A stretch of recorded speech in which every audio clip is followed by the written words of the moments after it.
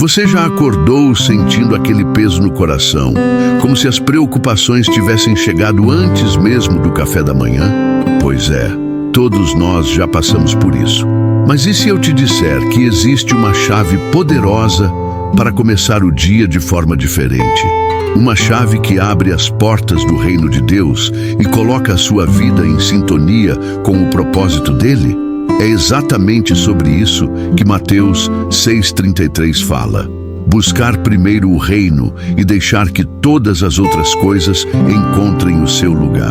O que muitos não percebem é que a luta diária contra a ansiedade, contra a dependência de soluções humanas e contra a falta de direção pode ser vencida quando aprendemos a render o controle. Imagine você, no silêncio da manhã, fazendo uma oração sincera de rendição. Parece simples, mas é nesse momento que Deus fala mais alto. E olha, não pense que isso é algo distante ou complicado. Não precisa ser um teólogo ou passar horas em estudo. Basta dar o primeiro passo de fé. Um ato tão simples como abrir a Bíblia, refletir em Mateus 6,33 e declarar: Senhor, eu confio em Ti hoje. É aí que a transformação começa. Talvez você esteja procurando respostas ou até mesmo justiça em meio a tantas situações que parecem injustas. A boa notícia é que Deus não se atrasa. Ele conhece o tempo certo e deseja te conduzir a uma vida plena, em que as preocupações não sejam mais o peso que carregam os seus ombros. Agora, deixa eu te provocar. Se você crê que essa mensagem é para você, não guarde só para si. Inscreva-se no canal, ative as notificações e compartilhe com alguém que precisa dessa palavra hoje. Não adie essa decisão, porque cada manhã é uma nova chance de ouvir a voz de Deus. E para selar esse momento, eu quero te desafiar.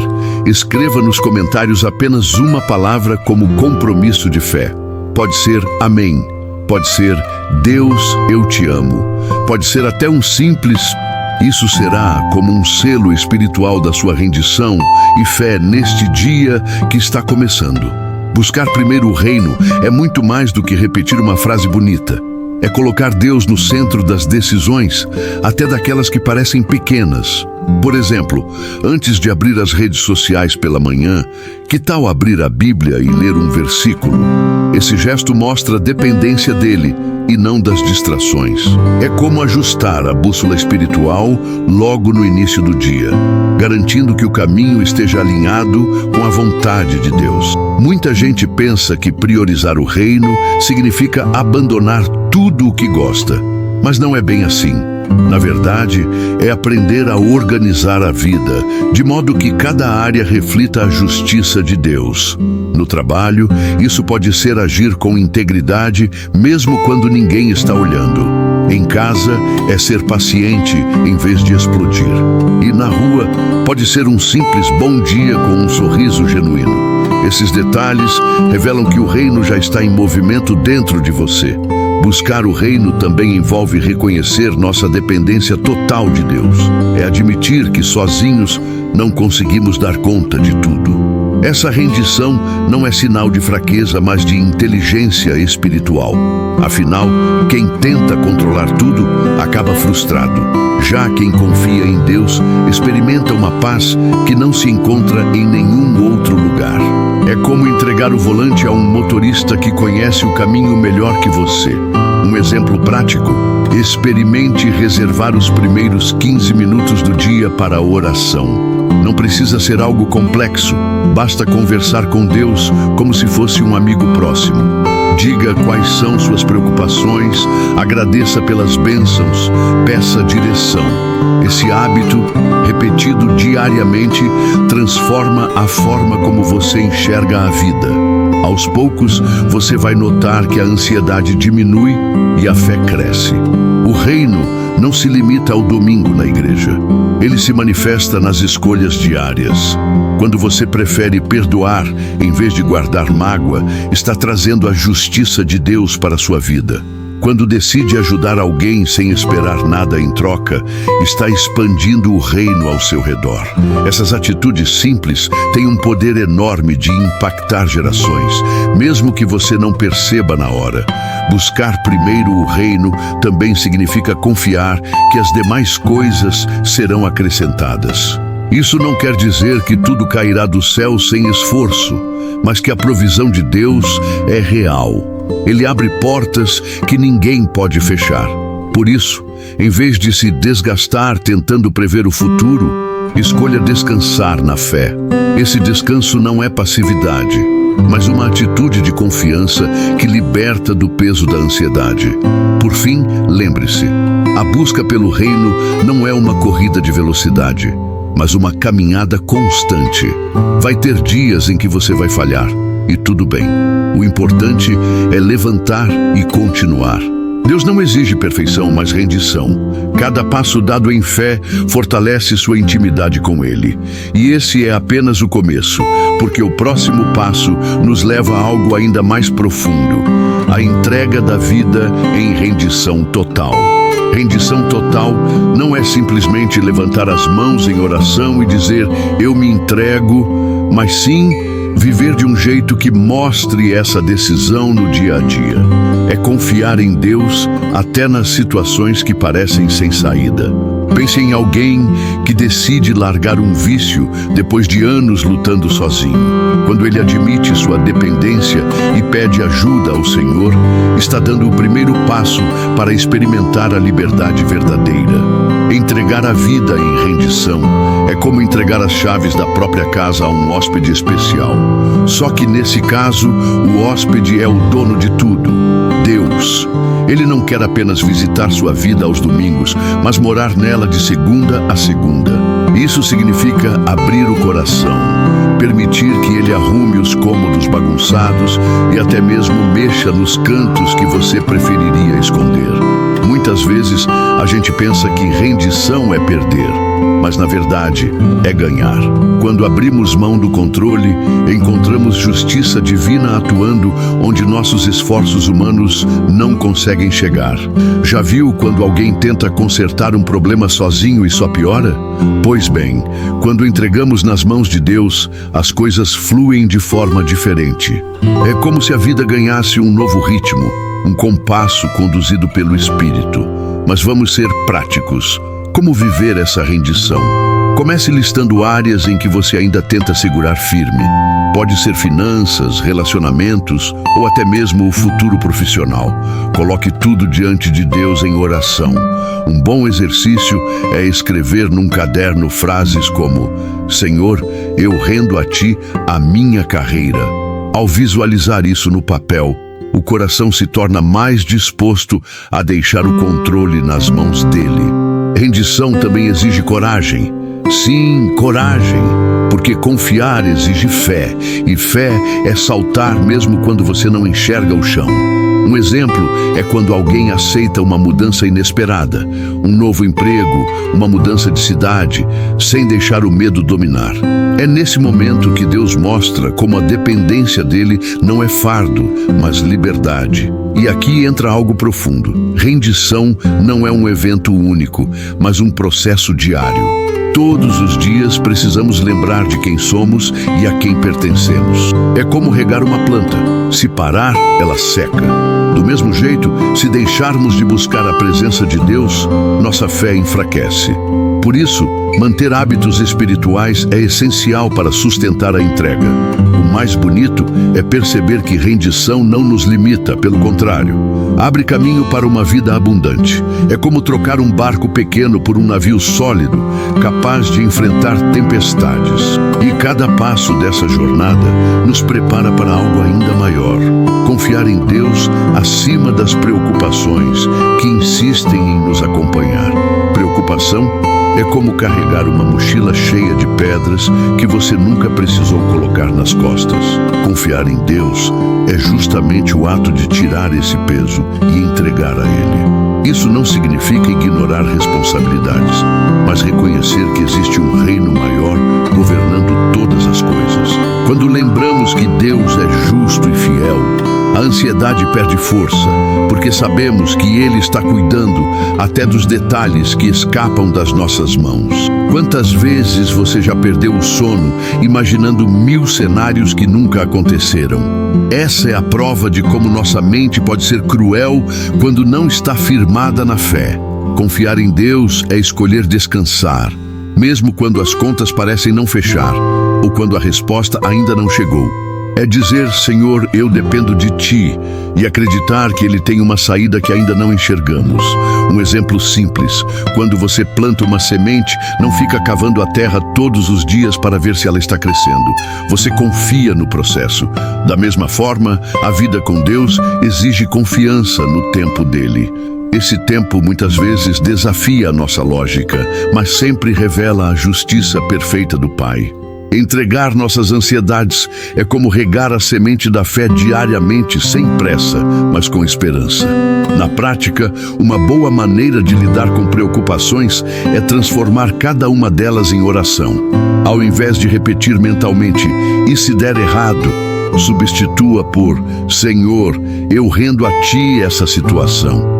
Esse simples hábito muda a atmosfera interior. Anotar preocupações em um caderno de oração também é poderoso, porque te ajuda a ver como Deus responde ao longo do tempo. Outra forma prática é cultivar gratidão. Parece contraintuitivo, mas agradecer pelo que já temos muda a perspectiva. A mente que se fixa no que falta gera ansiedade, mas a que reconhece as bênçãos fortalece a fé. Ao focar na dependência de Deus e não nas limitações, você perceberá como a vida se torna mais leve. É como trocar óculos embaçados por uma lente nova. Mas não se engane, confiar em Deus não é um botão que ligamos e nunca mais desligamos. É um exercício constante. Vai ter dias em que a preocupação vai tentar dominar e tudo bem. O segredo é lembrar que confiança é decisão, não apenas emoção. Decidimos confiar, mesmo quando sentimos medo. E nessa decisão, a fé é renovada dia após dia. Essa postura abre espaço para experiências profundas com Deus. É nesse terreno de confiança que Ele revela promessas, fortalece o coração e nos prepara para viver algo maior. Afinal, quando paramos de gastar energia com preocupações, sobra espaço para cultivar intimidade com Ele. E é justamente aí que o próximo passo nos conduz. Renovar fé e intimidade espiritual. Renovar a fé é como recarregar a bateria do celular. Se não fizer isso, uma hora tudo desliga. Nossa alma precisa dessa conexão constante com o reino de Deus. Sem ela, ficamos vulneráveis às preocupações e caímos na armadilha da dependência de forças humanas. É por isso que momentos de oração, leitura bíblica e silêncio diante de Deus são tão importantes. Eles nos lembram quem realmente está no controle. Intimidade espiritual não nasce de um ritual vazio, mas de uma vida de conversa sincera com o Pai. Imagine falar com um amigo todos os dias. Quanto mais você conversa, mais forte fica a amizade. Assim é com Deus. Oração não precisa ser complicada. Pode ser tão simples quanto dizer: Senhor, estou cansado hoje, mas eu confio em Ti. Essa autenticidade abre espaço para uma fé viva e real. Um bom hábito para renovar a fé é meditar em promessas específicas da palavra. Por exemplo, ler Salmos 23 antes de dormir ou Mateus 6,33 logo ao acordar. Isso coloca a mente no lugar certo e fortalece a confiança no Senhor. Aos poucos, o coração vai se tornando menos inclinado à preocupação e mais rendido à justiça e ao cuidado divino. Outro caminho é o jejum, não como um sacrifício vazio, mas como um gesto de rendição. Quando você deixa de lado algo que gosta, comida, redes sociais, entretenimento, e dedica esse tempo a Deus, está declarando sua dependência dele. O jejum é como limpar o terreno para que sementes de fé brotem com mais força. Além disso, renovar a intimidade espiritual exige comunidade. Sim, fé não é uma jornada solitária. Participar de grupos de estudo bíblico, compartilhar experiências e ouvir testemunhos fortalece o coração. Quando vemos como Deus age na vida dos outros, nossa fé também se renova. É como um fogo que se espalha de uma vela para outra, iluminando cada vez mais. Mas atenção, renovar fé não significa viver sem desafios. Pelo contrário, é nesses desafios que a intimidade cresce. Pense em um atleta, ele só desenvolve músculos enfrentando resistência. Da mesma forma, nossa fé é fortalecida quando confiamos em Deus, mesmo diante das adversidades. Cada vitória espiritual se torna um lembrete de que rendição e confiança valem a pena. Por fim, essa renovação nos leva a algo extraordinário: viver de forma transformada. Não se trata apenas de sentir paz no coração, mas de refletir essa fé em atitudes concretas que glorificam a Deus. E é justamente esse o próximo passo que vamos explorar. Como viver uma vida transformada que revela a presença dele em tudo o que fazemos. Viver uma vida transformada não significa virar alguém perfeito, mas permitir que o reino de Deus se manifeste em cada detalhe do dia a dia. Essa transformação começa dentro e se reflete fora. As pessoas ao redor percebem quando algo mudou. Você passa a reagir diferente, fala com mais paciência, demonstra mais fé e deixa claro que a justiça de Deus guia suas escolhas. Uma vida transformada não é só sobre grandes gestos, mas também sobre pequenas atitudes. É quando você decide não devolver grosseria com grosseria no trânsito, ou quando escolhe ser honesto no trabalho, mesmo que ninguém esteja fiscalizando. São nessas situações que a rendição ao Senhor fica evidente, mostrando que a dependência dele não é teoria, mas prática diária. E sabe o que é mais curioso? Essa mudança não fica presa só em você. Quem vive de forma transformada se torna um espelho para os outros. Seu comportamento desperta perguntas. Como você consegue ter paz mesmo passando por lutas? E aí, você tem a chance de apontar para Deus, que é a fonte da sua força. Esse testemunho silencioso é poderoso. Mas para que a transformação seja real, é necessário cultivar hábitos espirituais consistentes. Ler a Bíblia todos os dias, por exemplo, traz clareza para tomar decisões justas. Livros como O Peregrino, de John Bunyan, ou Em Seus Passos que Faria Jesus, ajudam a manter essa consciência viva. Esses recursos alimentam a mente e fortalecem a fé, trazendo inspiração prática para viver de maneira diferente. Outro aspecto fundamental é aprender a lidar com as quedas. Viver transformado não significa nunca errar, mas saber se levantar rápido e voltar para o caminho certo. Quando você pede perdão e decide recomeçar, está mostrando que sua confiança não está em si mesmo, mas na graça de Deus. Essa postura humilde revela uma rendição verdadeira e contínua. E claro, viver transformado também envolve cuidar do próximo. Jesus mostrou que amar é servir. Então, quando você ajuda alguém sem esperar retorno, está glorificando a Deus. Pode ser visitar um vizinho que está sozinho, apoiar uma família em dificuldade ou simplesmente ouvir alguém que precisa desabafar. Cada gesto de amor é um reflexo do reino em ação. No fim das contas, essa vida transformada prepara o coração para algo ainda maior: interceder por outros. Quando a fé é renovada e a transformação é real, nasce dentro de nós um desejo de ver famílias e gerações experimentando o mesmo poder. E é exatamente para isso que o próximo passo nos leva: a intercessão. Interceder por famílias é um ato de amor que ultrapassa o limite do tempo. Quando você dobra os joelhos e ora, não está apenas falando com Deus sobre o presente, mas também semeando no futuro. É pedir que o reino se manifeste no lar, que a justiça de Deus prevaleça sobre brigas, vícios e divisões. Essa rendição em oração mostra que entendemos nossa dependência dele para transformar corações que nós, sozinhos, jamais conseguiríamos alcançar.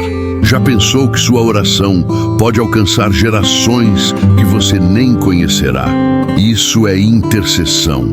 É como plantar uma árvore cuja sombra abrigará seus netos e bisnetos. Quando você ora pela família, não está pedindo só proteção para hoje, mas também declarando que a fé não será interrompida. É uma forma poderosa de estabelecer um legado espiritual que glorifica a Deus. Na prática, interceder pode ser algo bem simples. Você pode separar alguns minutos todas as manhãs para citar cada nome da família diante de Deus. Se possível, anote pedidos específicos em um caderno. Saúde para um parente, sabedoria para outro, restauração em um casamento. Ao escrever e orar, você cria um registro de fé que, com o tempo, mostrará quantas respostas o Senhor concedeu. Outra maneira de interceder é orar em voz alta junto com a família. Reunir todos, mesmo que por 5 minutos, fortalece laços e ensina às próximas gerações a importância da dependência de Deus. Essa prática cria memórias que permanecem vivas, como aquelas histórias de avós que sempre oravam pela mesa antes das refeições. São sementes que germinam ao longo do tempo. Mas interceder também significa guerrear em oração contra aquilo que ameaça a família. Vícios, injustiças, doenças, falta de perdão. Tudo isso pode ser colocado diante do Senhor com ousadia. Não se trata de uma oração tímida, mas de fé firme que declara: eu rendo essa causa ao Senhor, porque sei que Ele é poderoso para agir. É nesse lugar que experimentamos a verdadeira justiça do céu. E não podemos esquecer que interceder é também agradecer. Muitas vezes pedimos tanto e esquecemos de reconhecer as respostas já recebidas. Quando você agradece pela vida dos seus filhos, pelo sustento da casa ou pela reconciliação de um parente, está fortalecendo sua própria fé. Gratidão é combustível para continuar intercedendo, mesmo quando as respostas ainda parecem distantes. No fim, interceder por famílias e gerações é compreender que nossa vida tem impacto muito maior do que imaginamos. É viver com consciência de que nossa fé hoje pode mudar o amanhã de muitos. Essa é a beleza da rendição.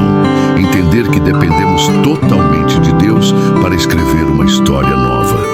E assim, concluímos esse ciclo de reflexão, abrindo caminho para a aplicação prática de tudo que aprendemos.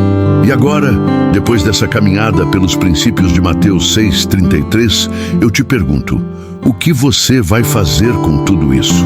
Vai continuar deixando que as preocupações guiem seus dias ou vai escolher viver em rendição e confiança?